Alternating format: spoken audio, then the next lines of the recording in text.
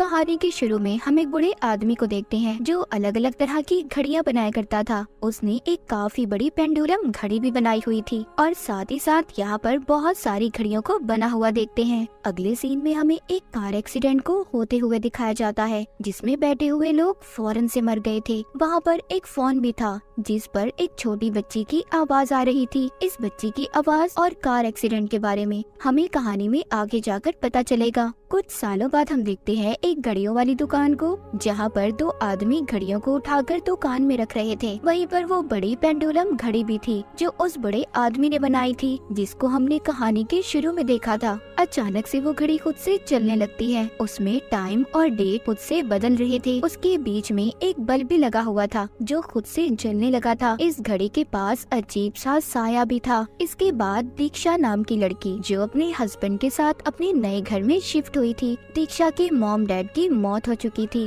और उनके गम से इसके दादा दादी भी मर गए थे। पर मरने से पहले दीक्षा के दादा ने अपनी सारी जायदाद को उसके नाम कर दिया था। दीक्षा अपने घर में आकर बहुत खुश थी। यहाँ पर हमें एक और बात पता चलती है। दीक्षा म्यूट थी यानी कि वो गूंगी थी, वो बोल नहीं सकती थी। इसके दादा ने इसके नाम जायदाद तो कर दी थी पर उस जायदाद के पेपर्स अभी तैयार नहीं थे। वो अपने नए घर में आकर बहुत खुश थी। एक दिन इसके लिए एक पार्सल आता है जो शायद किसी ने इनके लिए तोहफा भेजा था, लेकिन इस पार्सल में जो भी था वो नॉर्मल नहीं था क्योंकि इसके अंदर आते ही घर में जो टेम्पल मंदिर था उसमें जो दिया जला हुआ था वो बुझ जाता है। पर दीक्षा इस बात को ज्यादा सीरियस नहीं लेती क्योंकि उस वक्त खिड़की खुली हुई थी। ये सोचती है हवा की वजह से शायद ऐसा हुआ होगा। रात को दीक्षा के घर की जितनी भी घड़ियां थी वो सब एक ही वक्त बता रही थी जो काफी अजीब बात थी और वक्त था 11:05 कुछ सेकंड का। तभी घर की सारी लाइट्स जलने बुझने लगती हैं। अगली सुबह दीक्षा के हस्बैंड युवान का दोस्त इनके घर पर आता है। वो लोग काफी बातें करते हैं। जाते हुए युवान का दोस्त कहता है क्या तुमने दीक्षा से बात की? युवान कहता है नहीं यार, मैं उससे बात नहीं करना चाहता क्योंकि मुझे लगता है कि उसकी हालत खराब हो जाएगी। वो क्या बात थी ये हमें आगे जाकर पता चलेगा। दीक्षा जब अपने घर में सामान को सेट कर रही थी तो ये वो पार्सल भी खोलती है। उस पार्सल में से बड़ी सी पेंडुलम घड़ी निकलती है। वो घड़ी बंद थी पर उसको दीक्षा जब चलाती है तो उसमें एक बल्ब था जो घड़ी के अंदर देखने के लिए बनाया गया था। जब ये अंदर झांकती है तो उसको एक बुरी झलक दिखाई देती है जिससे दीक्षा काफी डर गई थी। फिर बाद में जब ये किचन में जाने लगती है तो ये अपनी खिड़की पर किसी को देखती है जो इतना डरावना था जिसे देखकर ये डर कर बेहोश हो गई थी। कुछ देर के बाद डॉक्टर जब चेक करने आते हैं तो ये युवान से पूछते हैं क्या तुम्हारी वाइफ के साथ पहले भी कभी ऐसा हुआ है? तो बताता है कि नहीं, पर हाँ कुछ सालों पहले दीक्षा का एक्सीडेंट हुआ था जिसमें उसके सर पर बहुत गहरी चोट आई थी जिससे उसने अपनी आवाज को भी खो दिया था और अपनी कुछ यादों को भी भूल गई थी। डॉक्टर दीक्षा को दवाई देकर चले जाते हैं पर जाते हुए डॉक्टर कहते हैं तुम्हें अपनी वाइफ का ख्याल रखना होगा और हो सकता है कि अगर दोबारा उसके साथ कुछ ऐसा हुआ तो तुम्हारी वाइफ पैरालाइज्ड भी हो सकती है जिसके बाद वो चल फिर भी नहीं सकेगी। रात को जब ये दोनों सो रहे थे तो दीक्षा के सपने में एक औरत आती है जहाँ पर वो एक्सीडेंट को भी होता हुआ देखती है जिसमें एक लड़की को एक आदमी लेकर जा रहा था लेकिन वहाँ पर एक औरत थी जो तड़प रही थी और अपना हाथ भी मदद के लिए उठा रही थी। तभी दीक्षा को होश आता है। उसके पास एक औरत का भूत था जो उसको कहीं पर ले जा रही थी। वो एक सुनसान जगह थी जहाँ पर बहुत सारा धुआं था। दीक्षा की आंखें भी अचानक से सफेद हो गई थी। वहाँ पर वही घड़ी भी थी जिसे दीक्षा ने पार्सल से निकाला था जो उसके घर में थी। उस पर कोई गायब चीज हमला कर देती है। तभी दीक्षा डर से जाग गई थी और हमें यहाँ पर पता चलता है कि वो ये सब कुछ अपने सपने में देख रही थी पर फिर भी वो खुद को संभाल कर दोबारा से सो जाती है। लेकिन अगले ही पल दीक्षा की खिड़की के बाहर किसी औरत को देखते हैं जो काफी डरावनी लग रही थी।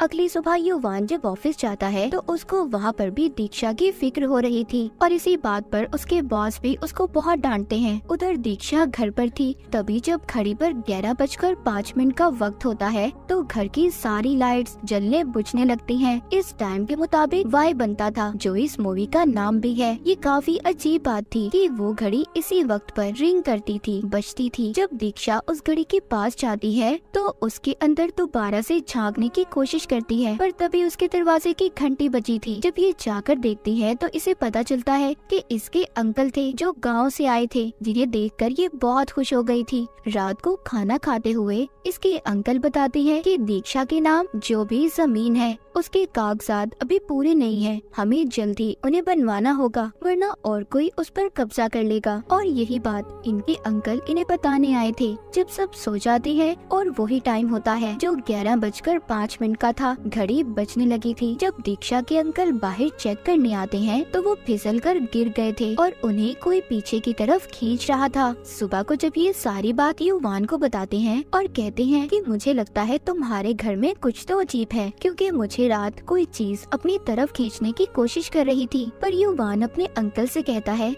ऐसा कुछ नहीं है, आपको जरूर कोई गलत फहमी हुई है और आप लिक्विड साबुन से फिसल कर गिरे थे। मैंने खुद सुबह फर्श पर गिरे हुए देखा है। ये अपने अंकल की बातों पर यकीन नहीं करता। जब ये सारी बातें जाकर युवान अपने दोस्त को बताता है तो वो कहता है कि तुम सब बातों को हल्का मत लो, दीक्षा की भी तो तबीयत ठीक नहीं है, तुम्हें जल्दी कुछ करना होगा क्योंकि ये भूत प्रेत दुनिया में पाए जाते हैं। उधर घर में दीक्षा जब बिल्कुल अकेली थी तो उसे ऐसा महसूस हो रहा था कि जैसे खिड़की पर कोई है। जब ये जाकर देखती है तो ऐसा कुछ भी नहीं था, पर उसको खिड़की के शीशे पर पानी के कतरों से वाई लिखा हुआ नजर आता है और तभी उसको अपने पास कोई काला साया भी दिखता है, जिसे देखकर वो काफी डर गई थी और वहाँ से बाहर भागती है। तभी घर पर युवान भी आ गया था और उस वक्त भी 11:05 का वक्त था। युवान भी दीक्षा की ऐसी हालत देखकर डर गया था, इसीलिए वो अब ये फैसला करता है कि वो दिमाग के डॉक्टर को बुलाएगा। डॉक्टर आते ही दीक्षा के घर को देखते हैं। तभी जब वो एक जगह पर जाने लगते हैं तो घर का गार्ड उन्हें रोक लेता है और कहता है प्लीज आप यहाँ पर मत जाएं, ये जगह ठीक नहीं है। डॉक्टर जब दीक्षा से मिलते हैं तो युवान डॉक्टर को सारी बात बताता है और तभी अंकल की कॉल भी आ गई थी। अब डॉक्टर को भूत वाली बात का भी पता चल गया था। डॉक्टर इनके घर पर कैमरास लगाते हैं और दीक्षा की सारी रिपोर्ट को चेक करते हैं। रात को हम देखते हैं दीक्षा की आंखें बिल्कुल सफेद थी और वो युवान का गला दबा रही थी, लेकिन तभी युवान को होश आता है और यहाँ पर हमें पता चलता है कि वो सिर्फ एक सपना देख रहा था। दीक्षा तो उसके पास आराम से सो रही थी। अगली सुबह डॉक्टर ने पूरे घर में कैमरा को लगा दिया था और जब दीक्षा सो जाती है तो सभी उस पर कैमरास के जरिए नजर रख रहे थे और तभी वाई शेप वाला टाइम भी हो जाता है। युवान का दोस्त जब बाथरूम में था तभी लाइट्स जलने बुझने लगती हैं और पानी भी थोड़ा थोड़ा आ रहा था। वो अपने पीछे किसी काले साए को महसूस करता है और डर से भागता है। तभी वो दीक्षा को उसके कमरे में देखता है जो अपने बेड पर बैठी अजीब तरह से लग रही थी, जो काफी डरावना था। अब युवान अपने घर के सारे स्विच को दिखाता है जो सच में खराब थे। वो बताता है कि यही वजह है मेरे घर की लाइट्स जलती बुझती हैं। वो अपने दोस्त और डॉक्टर को ये कह रहा था कि भूत प्रेत वाली ऐसी कोई बात नहीं है। डॉक्टर कहता है जो भी तुम्हारे घर में चल रहा है कुछ न कुछ दीक्षा से जरूर जुड़ा हुआ है। अब यहाँ पर युवान अपनी और दीक्षा की कहानी बताता है। कहता है कि हम दोनों ऑर्फनेज में रहा करते थे। मेरा तो इस दुनिया में कोई नहीं था। मैं और दीक्षा एक दूसरे के बहुत अच्छे दोस्त थे, पर दीक्षा के मॉम डैड थे। दीक्षा उनकी शादी से पहले पैदा हो गई थी, इसीलिए उन्होंने लोगों के डर से उसे अपने साथ नहीं रखा था। पर दीक्षा के मॉम डैड जो असल थे उन्होंने शादी कर ली। काफी साल हो गए थे, उनके पास बच्चे नहीं थे, इसीलिए वो दीक्षा को वापस लेने आ गए और तभी दीक्षा उनके साथ चली गई थी। हमारी फोन पर बात होती रहती थी। एक दिन उसने मेरे बारे में अपने मॉम डैड को बताया। वो मुझसे मिलने आ रहे थे, तभी कार एक्सीडेंट में उनकी मौत हो गई, पर दीक्षा बच गई थी। और ये वही एक्सीडेंट था जो हमें कहानी के शुरू में दिखाया गया था।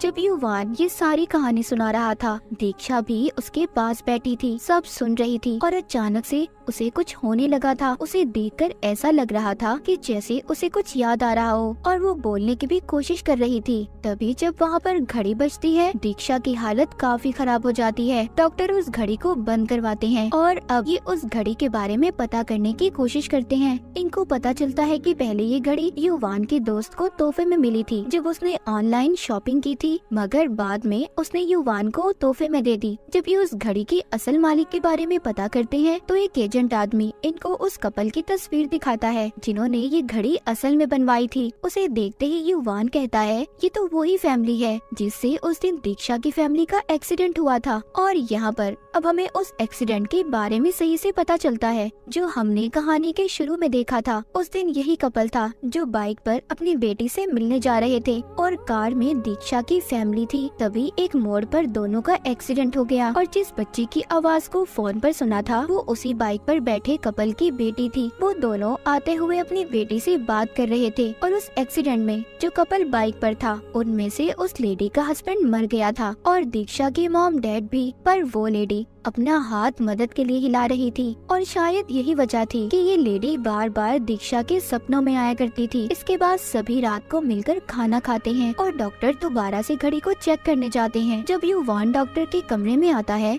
तो उधर डॉक्टर नहीं थे। टाइम भी 11:05 का था। खैर डॉक्टर जब इनके पास आते हैं और इन्हें यहाँ पर बताते हैं जिससे इन्हें और हमें यहाँ पर सच का पता चलता है। डॉक्टर कहते हैं कि असल में कोई भूत प्रेत नहीं है। उस घड़ी को ऐसे डिजाइन किया गया है कि उसमें उस कपल की तस्वीर का नेगेटिव डाला गया है और हमने देखा था जब दीक्षा को एक नेगेटिव अजीब झलक दिखाई दी थी उसकी भी यही वजह थी। और जब 11:05 का वक्त होता है तो ये सब कुछ नजर आता है। फिर मुझे किसी के रोने की आवाज सुनाई दी। मैं बाहर गार्ड के पास गया। मैंने पूछा ये सब क्या चल रहा है, जिस पर उसने मुझे एक औरत के बारे में बताया कि उसकी बेटी और दामाद बहुत हंसी खुशी जिंदगी गुजार रहे थे। तभी एक दिन उन दोनों का एक्सीडेंट हो गया। उस औरत की बेटी का हस्बैंड तो मर गया पर उसकी बेटी जिंदा थी जो पूरी तरह से पागल हो चुकी थी।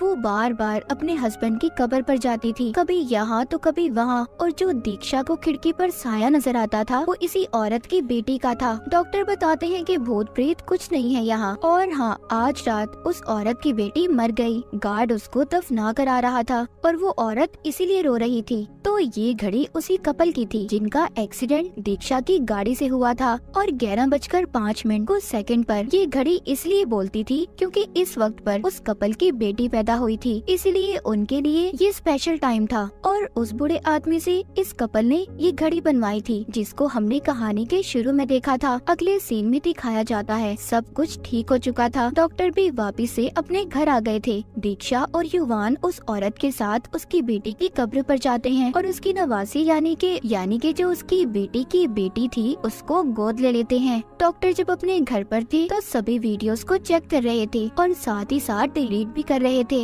लेकिन तभी डॉक्टर के सामने पिछली रात की रिकॉर्डिंग आती है जिसमें उन्हें साया नजर आता है, मगर उस वक्त तो उस औरत की बेटी की मौत हो चुकी थी। क्या सच में उस औरत की बेटी की आत्मा वाकई ही इस घड़ी में चली गई थी? और उस वक्त भी 11:05 का टाइम था। तभी घड़ी बजने लगती है। उसकी आवाज से वो बच्ची जाग गई थी जिसको दीक्षा और युवान ने गोद लिया था। वो अपने सामने एक काले साए को देखती है और आखिर में हम टू बी कंटिन्यू लिखा हुआ देखते हैं। क्या आगे वो आत्मा अपनी बेटी के साथ रहेगी या फिर आगे बहुत कुछ होना बाकी है? ये 11:05 का टाइम स्पेशल तो था पर अब खतरनाक भी। और इसी के साथ ये कहानी यहीं पर खत्म हो जाती है।